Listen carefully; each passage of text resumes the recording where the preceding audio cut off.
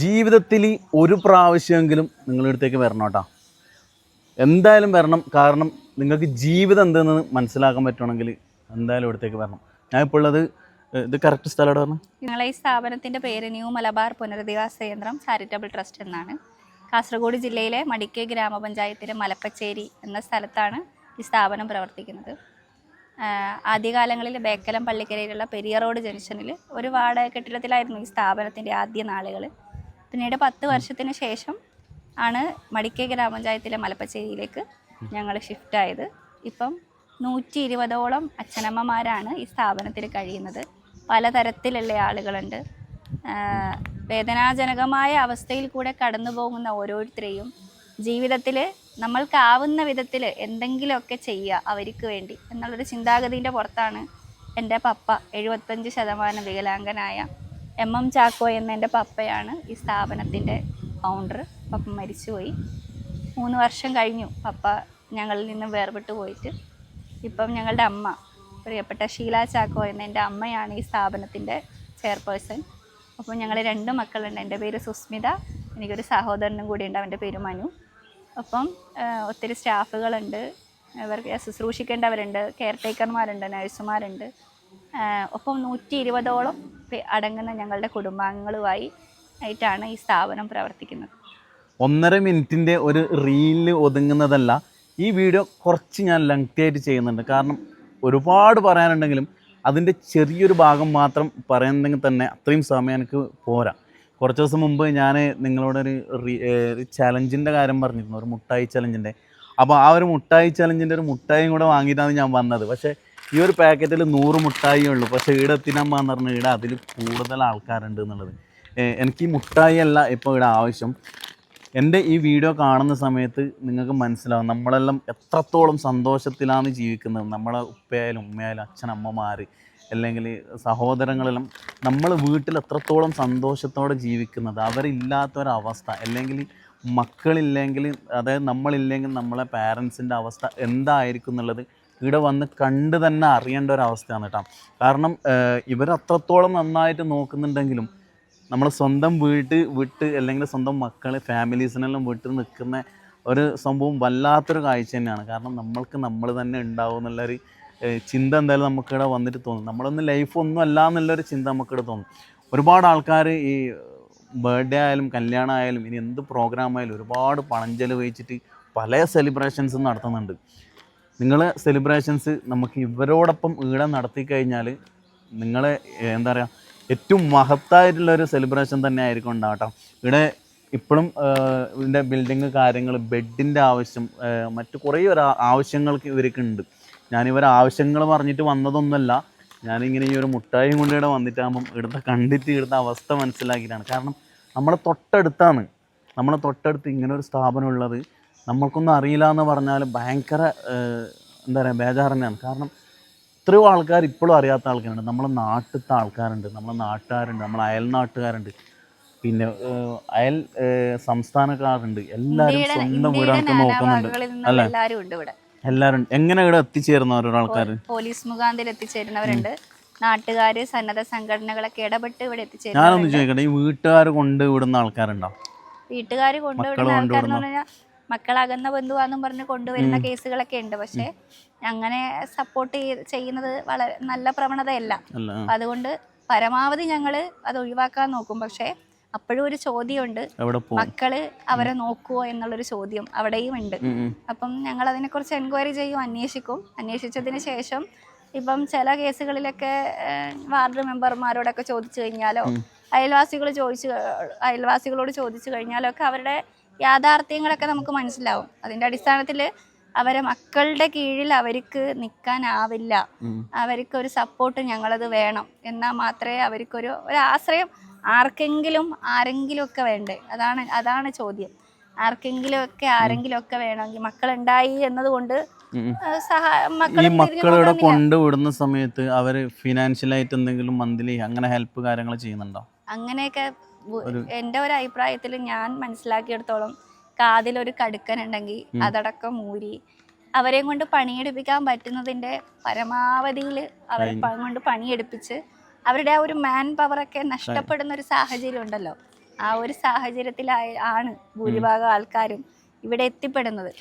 ഇവിടെ നിൽക്കുന്ന ആൾക്കാരെ കൂടുതൽ ആൾക്കാരും മക്കള് വലിയ നിലയിലുള്ള ആൾക്കാരുണ്ടാവുമല്ലോ. മക്കള് വലിയ നിലയിലുള്ള ആൾക്കാർ 1-2 പേരുണ്ട്, മക്കള് വലിയ നിലയിലുള്ളവര്. പക്ഷെ അവരൊന്നും സപ്പോർട്ട് ചെയ്യാനോ തിരിഞ്ഞു നോക്കാനോ ഇല്ല. അവരിപ്പോഴും സമൂഹത്തിൽ നല്ല ലക്ഷറി ആയിട്ട് നല്ല ജീവിക്കുന്നുണ്ടോ? ലക്ഷറി ആയി നിൽക്കുന്ന ആൾക്കാരുണ്ട്. പക്ഷെ അവരൊന്നും ഇവരെ തിരിഞ്ഞു പോലും നോക്കുന്നില്ല. ഒന്ന് സുഖമാണോ എന്ന് ചോദിച്ച് ഒരു കോള് പോലും വിളിക്കാൻ താല്പര്യമില്ലാത്ത ആൾക്കാർ. അതിനെ കുറിച്ച് ആലോചിച്ചിട്ട് എടുത്ത ആൾക്കാർ സങ്കടപ്പെടലുണ്ടോ? ഇപ്പൊ ഇവിടെ ഒരു അമ്മയുണ്ട്, വത്സലാമ്മ. വത്സലാമ്മേന്റെ മകനും മരിച്ചുപോയി, സൂയിസൈഡ് ചെയ്തതാണ്. വല്ലാത്തൊരവസ്ഥയിൽ കൂടെയുള്ള ഒരു ഫാമിലിയാണ് അവര്. അപ്പോൾ ഈ വത്സലാമ്മ ഞങ്ങളുടെ അടുത്ത് വർഷങ്ങളായി. അപ്പോൾ ഈ വത്സലാമ്മേനെ അന്വേഷിച്ച് ഈ മകൻ മാത്രമാണ് ഇവിടെ മക്കളുള്ള ഇത് പലപ്പോഴും വന്ന് കാണില്ല. മകൻ ഒരു ചെറിയ ചെക്കനാണ്, ഒരു 10-25 വയസ്സേ ഉള്ളൂ. അപ്പം ഈ മകൻ ഈ അമ്മേനെ കാണാൻ വരുമ്പം ചിപ്സ്, ബേക്കറി, മിഠായി ഐറ്റംസ്, 2-3-4 നൈറ്റി ഒക്കെ ആയിട്ടാണ് ഈ മോൻ കാണാൻ വരിക. ആ മകന്റെ സാഹചര്യം കൊണ്ടാണ് ഈ അമ്മേനെ ഇവിടെ എത്തിയത്. അത് മാത്രമല്ല, അമ്മക്ക് കുറച്ച് മാനസികമായിട്ട് കുറച്ച് ബുദ്ധിമുട്ടുകളുണ്ട്. അപ്പൊ ഈ മകൻ കല്യാണം കഴിച്ചാൽ മാത്രമേ ഈ അമ്മേനെ ആ മകന് നോക്കാനാവുള്ളൂ. അതാണ് അവരുടെ കണ്ടീഷൻ. അപ്പം അതുകൊണ്ട് നമ്മളെ സ്ഥാപനം അവരെ ഏറ്റെടുത്ത് വല്ലാത്തൊരവസ്ഥയിൽ കൂടെ, ആ നാടില് ചീമേനി ഏരിയയിലുള്ള ഒരാളാണ്, വല്ലാത്തൊരവസ്ഥയിൽ കൂടെ കഴിഞ്ഞു പോയ ആളാണ്. അപ്പം ഈ മകൻ ഈ അമ്മേനെ കാണാൻ വേണ്ടി ഇവിടെ എത്തുമ്പം മറ്റുള്ള എല്ലാവരും ഒരു ജനലുണ്ട്, ആ ജനലിൽ കൂടെ ഒളിഞ്ഞു നോക്കും. എന്നിട്ട് ഒരു സുനിതാമ്മയുണ്ട്, സുനിതാമ്മ ചോദിക്കും, എന്നെ കാണാൻ ആരും വരുന്നില്ല അല്ലേ എന്ന് ചോദിക്കും. അപ്പം ഞാൻ നിങ്ങളെ കാണാൻ വേണ്ടിയായിട്ട് അവിടെ വന്നു, അന്വേഷിച്ചു, വിളിച്ചു, ഇപ്പൊ വരും എന്ന് പറയുമ്പം ആ ഒരു ക്വസ്റ്റ്യൻ അപ്പം ആൻസർ ചെയ്യുമ്പം കുറച്ചു നേരത്തേക്ക് അവർക്ക് സമാധാനമാണ്.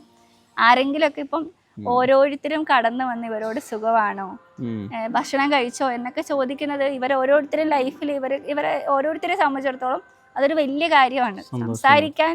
സംസാരിച്ചുകൊണ്ട് ഇപ്പൊ ഒരു സ്വപ്നേച്ചിയുണ്ട്, നിങ്ങൾ കണ്ടോന്നറിയില്ല. സ്വപ്നേച്ചി പാട്ട് പാടാൻ ഭയങ്കര ഇഷ്ടമാണ്. സ്വപ്നേച്ചിന്റെ പാട്ടിന് എല്ലാവർക്കും കേൾക്കണം, അതാണ് സ്വപ്നേച്ചിന്റെ സന്തോഷം. അടുത്ത തവണ വരുന്ന ആളോട് ചോദിക്കും എൻ്റെ പേരെന്താണെന്ന്. അപ്പം മുൻപേ ഇവിടെ വന്നിട്ടുള്ള ആളാണെങ്കിൽ പുള്ളിക്കാരത്തി ചോദിക്കും പുള്ളിക്കാരത്തിന്റെ പേരെന്താണെന്ന്. അപ്പം സ്വപ്ന എന്ന പേര് അവർ ഐഡന്റിഫൈ ചെയ്ത് പറഞ്ഞാൽ പുള്ളിക്കാരത്തിക്ക് അത് ഭയങ്കര സന്തോഷമാണ്, സ്വർഗം കിട്ടിയ പോലെയാണ്. ഇവിടുന്ന് മരണപ്പെടുന്ന ആൾക്ക് അങ്ങനെ സംഭവിക്കലുണ്ടോ?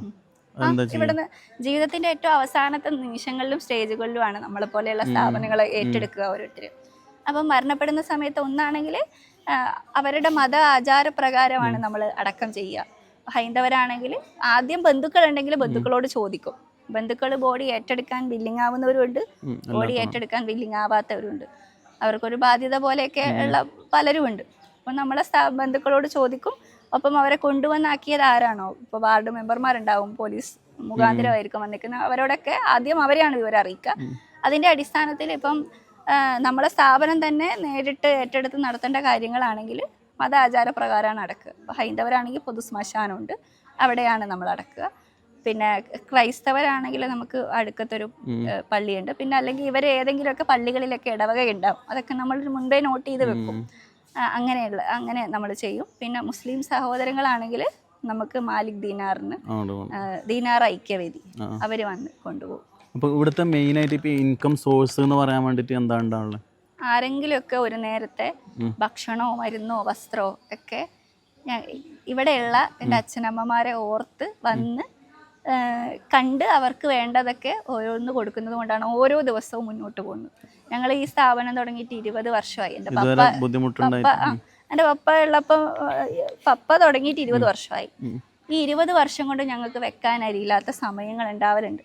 ചിലപ്പോൾ അലക്കാൻ സോപ്പ് ഉണ്ടാവില്ല, ചിലപ്പോൾ ആവശ്യത്തിന് തേങ്ങ ഉണ്ടാവില്ല, ചിലപ്പോൾ എന്തെങ്കിലുമൊക്കെ നമുക്ക് ഭക്ഷണം മരുന്നും വസ്ത്രത്തിന്റെ അപ്പുറം വേണ്ട കുറേ കാര്യങ്ങളൊക്കെ ഉണ്ട്. ഇപ്പം ആശുപത്രിയിൽ ബില്ല് നല്ലോണമായി ഡിസ്ചാർജ് ചെയ്തിട്ട് എമൗണ്ട് കൊടുക്കാനില്ലാത്ത സന്ദർഭങ്ങളൊക്കെ ഉണ്ടായിട്ടുണ്ട്. ആ സന്ദർഭങ്ങളിലൊക്കെ വൈകുന്നേരത്തിനുള്ളിൽ ദൈവരൂപത്തിൽ ആരെങ്കിലും ഞങ്ങളെ മുമ്പിലേക്ക് കടന്നു വരലുണ്ട്. അപ്പം അതിൽ നിന്ന് നമുക്ക് ഒത്തിരി കാര്യങ്ങൾ മനസ്സിലാവും. ദൈവം ഓരോ നിമിഷവും ഇടപെട്ടുകൊണ്ടാണ് ഇരിക്കുന്നത് ജീവിതത്തിൽ, അത്രയേ ഉള്ളൂ. അതന്നെ. അപ്പോൾ പറയാനാണെങ്കിൽ ഒരുപാട് കാര്യങ്ങളുണ്ട്. ഞാൻ ഈ വീഡിയോയിൽ പെടുത്താത്ത കുറേ കാര്യങ്ങളുണ്ട്. മാനസികമായിട്ട് ബുദ്ധിമുട്ടുള്ള ആൾക്കാരുണ്ട്.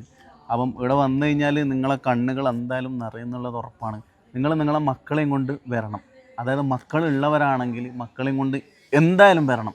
നിങ്ങൾ ഊട്ടിയിലോ കൊടൈക്കനാലോ എവിടെ ടൂറ് പോകുന്നുണ്ടെങ്കിലും അതൊക്കെ പോയിക്കോ. അതിൻ്റെ ഇടയ്ക്ക് ഈ മലപ്പച്ചേരി എന്നുള്ള സ്ഥലത്ത് വന്നിട്ട് ഇതുപോലെ ഒരുപാട് സ്ഥാപനങ്ങളുണ്ട്. ഈ സ്ഥാപനത്തിൽ വന്നിട്ട് ഒരു അരമണിക്കൂർ നിങ്ങൾ സ്പെൻഡ് ചെയ്യണം. അത് ജീവിതം പഠിക്കാൻ വേണ്ടിയിട്ടുള്ള ഒരു ആവശ്യമാണ്. ആ ഒരു ടൂർ നിങ്ങൾ എന്തായാലും നടത്തണം. ഇപ്പം ഞാൻ ഈ ഒരു മുട്ടായി മാത്രമേ കൊണ്ടുവന്നിട്ടുള്ളൂ. എൻ്റെ പ്രിയപ്പെട്ട പ്രേക്ഷകർ, എൻ്റെ ഫോളോവേഴ്സ് ഇത് കാണുന്നവരുണ്ടെങ്കിൽ നിങ്ങൾക്ക് എന്താണോ ചെയ്യാൻ പറ്റുന്നത്, ഞാനിവരെ കോൺടാക്റ്റ് നമ്പർ കൊടുക്കാം, ബാക്കി ഡീറ്റെയിൽസ് കാര്യങ്ങളൊക്കെ കൊടുക്കാം. നിങ്ങൾ നേരിട്ടിട്ട് വന്നിട്ടോ അല്ലാതെയോ ഇനി എന്തെങ്കിലും കാര്യത്തിന് ഹെൽപ്പ് വേണമെന്നുണ്ടെങ്കിൽ എന്നെ കോൺടാക്റ്റ് ചെയ്ത് കഴിഞ്ഞാൽ ഞാൻ ഇവരായിട്ട് കണക്ട് ചെയ്ത് തരും.